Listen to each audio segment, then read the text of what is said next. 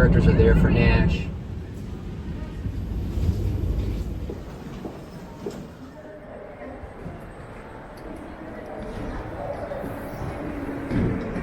Arrived in Beijing at the new Beijing Daxing terminal. This place is massive, very convenient, not much of a fuss getting in and out of here. Health codes and everything were checked in Zhuhai, so it's just been quick, got my bag, and now I'm gonna get out the door. Now you can take trains, you can take buses, you can take DD into the city. I elected to rent a car for my trip. So I got the car at Zuchu. They're never the greatest cars, you know, they've been smoked in, they're always a little dirty. This one, the tint was peeling off, so I just had them, you know, take all the tint off, which was the best thing to do because I couldn't see out of it. It was just peeling everywhere. But whatever, you know, it's not expensive, it's cheap, and now I'm on this beautiful highway with like no cars on it, on my way to Universal. Yeah, out here near the Daxing Airport, it's a lot of fields. It's pretty empty, and so the highways are empty. I'm still about 45 minutes into town, so I'm sure the traffic will pick up the closer to town I get. Wow.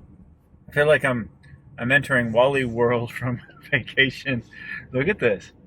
Yeah, it's 4 o'clock in the afternoon, so obviously nobody's arriving. I'm here for the hotel. Wow. Pretty crazy, huh? Yeah, the big parking lot here. It's huge. It's very big. Look at the size of this place. It's kind of confusing. It's just big. It's really big. I'm on my way out to the Great Wall, and it's about an hour 45, almost 2 hours out of the city. It's a lovely drive. Early in the morning, it's about 7:30 in the morning, sun's coming up. We're going about 120. It's really amazing when you're driving on this highway, and all of a sudden a train from behind you comes barreling past you at 300 kilometers per hour. It's remarkable. Okay, just out on this random stop north of Beijing, about an hour or so, and man, it is cold. It is -5 out here, and I just imagine it's going to be even colder up on the wall. That's okay. 加油! There it is. In half a mile, enter the Killing Route Tunnel. I think that's what I'm supposed to be hiking today too. So, you're not going to believe this. They won't let me go onto the mountain because I took my COVID test 3 days ago to come to Beijing, and now they say that I need within 2 days to come up to the Great Wall. That's so sad.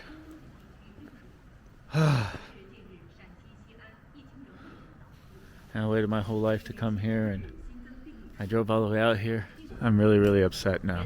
I can go back into town and get my test, try to come back tomorrow, but then I just have to get another test to get on the airplane and go home. Everything's within 48 hours. I don't know if I'm gonna have time for it. Cannot believe it. I am the only one here, and they all said no to me. That is a major Walkabout fail. Alright, I won't lie, guys. I'm feeling quite heartbroken right now. I mean, this is something that people, you know, dream their whole lives of seeing, and I'm one of them. To be unable to do it really just breaks my heart. Those are the rules. Those are the rules. You know, the security guards there were very cool about it. They were very professional. They felt my pain. They did not want to turn me away, but at the end of the day, they did, and they're doing their job.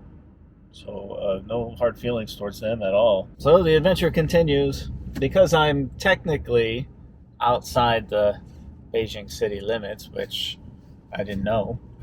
As soon as you cross underneath if you go to the other side of the Great Wall, you're technically on the other side of the city limits. Now they won't let me back into the city.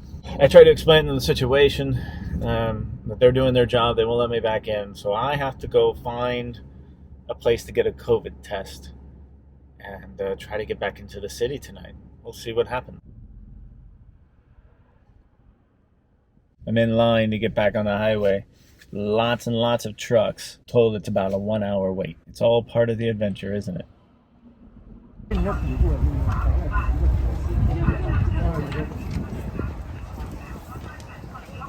Okay, so the way it works is I got the test. This will give me a pass with some extra paperwork and a QR code. It'll allow me to get back into the city of Beijing. I mean, I can see the Great Wall. It's right there. But in order for me to get access to it, I have to wait for the test results, which will take 24 hours. So with that being said, I'm not going to stay here for 24 hours. It's too damn cold.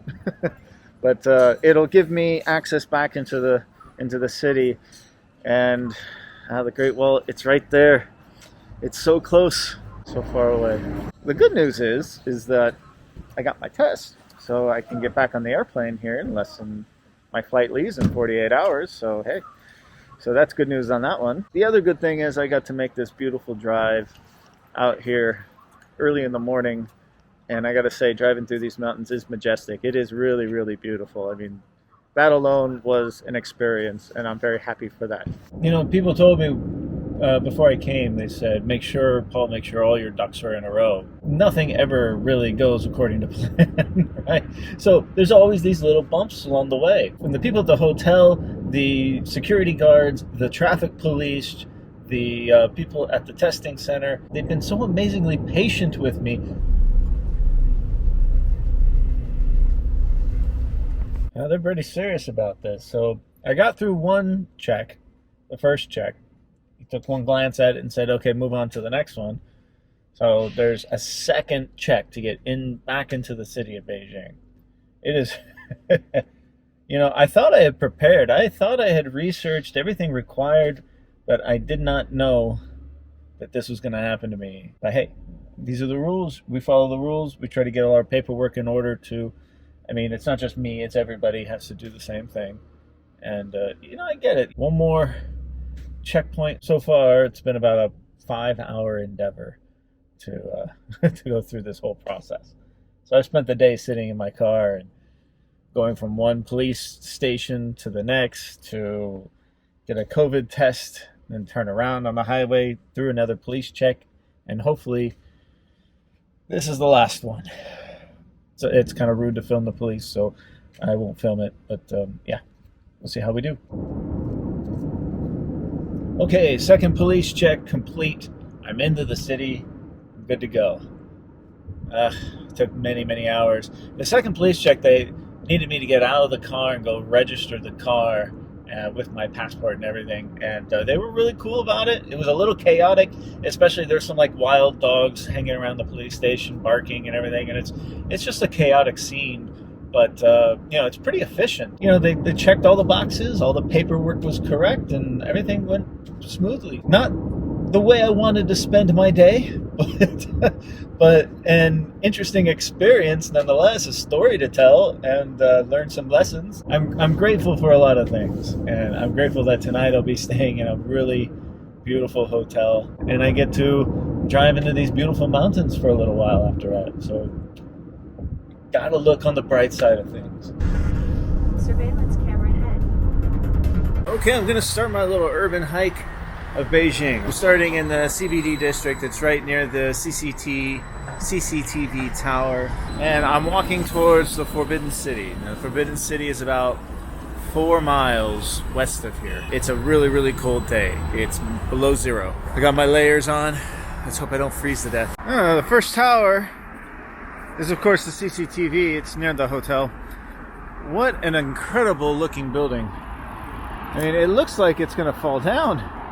But I did see something about the engineering and the construction of this building, and it's fascinating. To see it in real life, it just puts a whole new dimension on things. This is, of course, the brand new modern side of the city.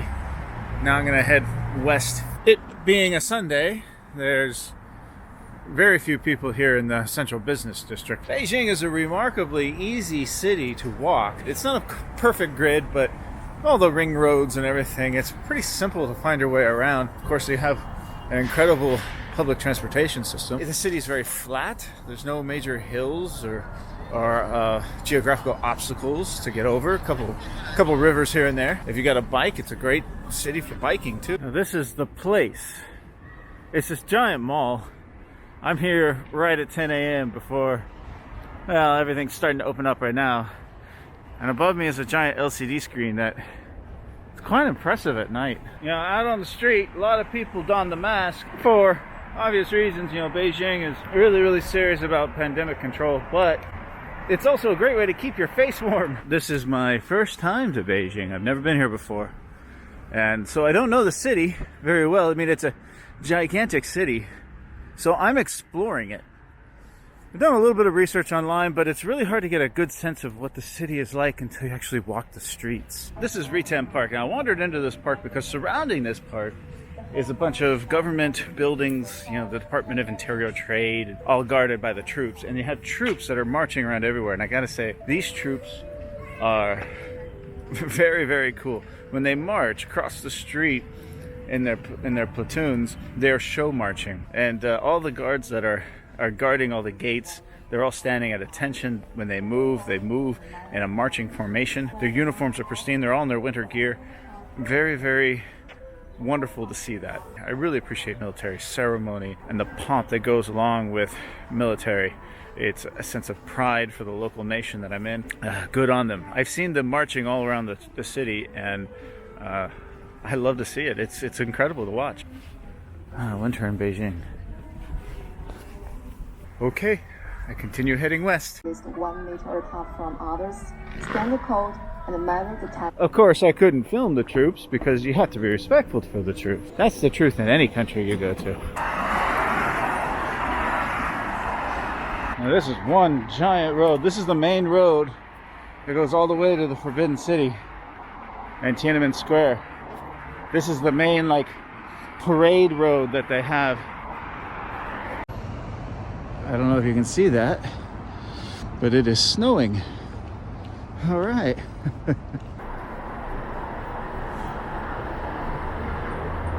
That's the Grand Hyatt Beijing, which means I'm close. Less than a kilometer away. This is a car brand that I've only heard of recently. It's called Innovate with an E.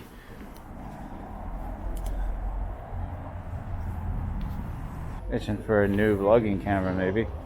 Look at the size of this beast. Wow. Well, they got some over here. Jeez. A man can dream, right? A man can dream. But this setup right here looks amazing. I mean, I'd love to have that in my house. It's about 50,000 yuan. Cool bike, man. All right. Hey, it looks like I'm coming up on the entrance to the Forbidden City. Over there, that's Tiananmen Square. Lots and lots of security. A couple of different checkpoints to get to this point where I think they'll check me again. I made it to Tiananmen Square. I don't think the camera can pick this up. Just how massive this is. Oh my God, it's huge. And that's where I'm going next. To get to this spot is not easy. I mean, it took about 3 different checkpoints, health code checks, check passport, check my visa, to talk to a couple policemen to get in here. But I got in here, and I have to say I'm very impressed. Looks like they got a changing of the guards going on over here. He's fixing his hat.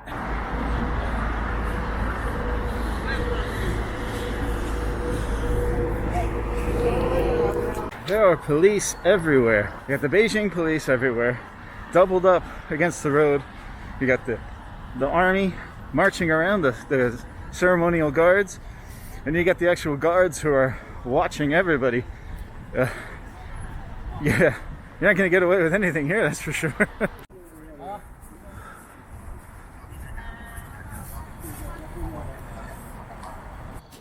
All right, I know there's many gates. Walk through the first gate. Oh. And then from here, I gotta get a ticket to get into the Forbidden City. As soon as I walk through that gate, which is one with Mao Zedong on the front, and you walk into this first courtyard, it's so much more peaceful. You don't have the sound of the traffic going by. I actually feel like it's a little warmer in here. It definitely stopped snowing. That's the gate to the Forbidden City up there. The Palace Museum. All my life I've been wanting to come here. I mean, this is one of those places you see in National Geographic, and now I'm standing here. It's a wonderful feeling, it really is. I think it's such a treat, considering the history of this place, that they open it up and allow you to walk through an area that was strictly forbidden for hundreds of years. And I'm excited to be able to walk these grounds that I've only seen in movies and in photographs and other people walking around. I'm really excited to be able to stand there myself. Well, another Walkabout fail. The tickets are sold out. Took too long to walk here. It's about 11 o'clock. I was told that I wouldn't need it because it's winter time and that it doesn't sell out this time of year, but apparently it does. So I cannot go in. That's fail number 2 in Beijing. I'm upset. But I got to come here. This won't be the last time I'll ever be in Beijing. I hope to come back and do it myself. And in the future, I'll get to go inside and take a look. Jiayo, the walkabout continues. Unfortunately, it's still a forbidden city for me. Being here in the winter is something special. I love how the water's all frozen.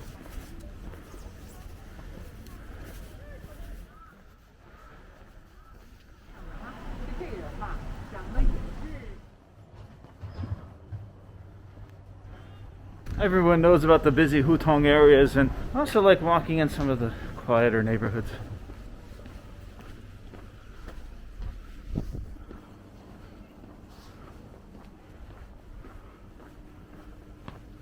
That is a hotel, and a very famous hotel. I almost chose to stay there this time. Maybe next time I come to Beijing, that will be where I stay.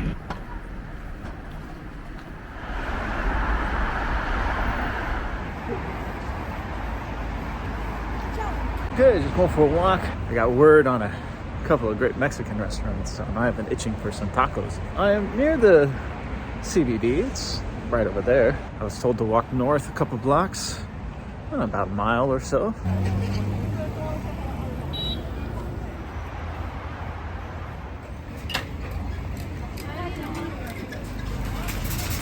I smell those chestnuts.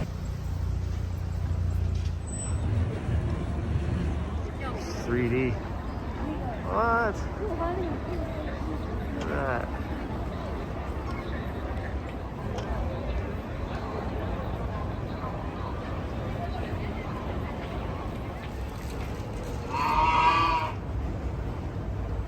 Beijing is wonderfully chaotic. You have a great nightlife scene here. Just walk down any street. There's people out.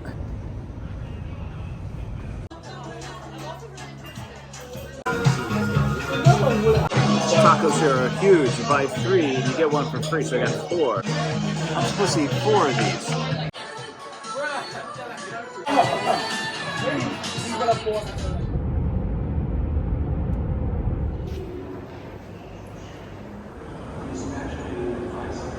This is a gigantic airport, man. This is just the check-in area, but this is the main terminal. You can see right over there, that's the center of the terminal. Once you get past security, then you're in the gates. I've been in a lot of nice airports. Guangzhou Airport's great. Shenzhen Airport, really, really nice. You know, even the new LAX International Terminal, I actually kind of like. I think it's a really nice terminal, but this is massive. I don't know if the camera can pick up, but it's really big. If you look at the ceiling, the massive terminal, this is, I think, the largest airport terminal in the world. This is just one skylight for sea, and then you got the other pods down there, and then there, and then one over there. So it's pretty simple to find your way around from one set of gates to the next. What's remarkable about it is that this giant ceiling is held up by these 5 pillars here. So behind this facade all kinds of intricate kind of engineering to keep this massive ceiling that's all lit naturally with natural light. This is just one of 3 Starbucks that they have here. Check out these 2 catwalks here. One here and one over there. And look at the design of the support suspensions. They wrap around helically. Very interesting.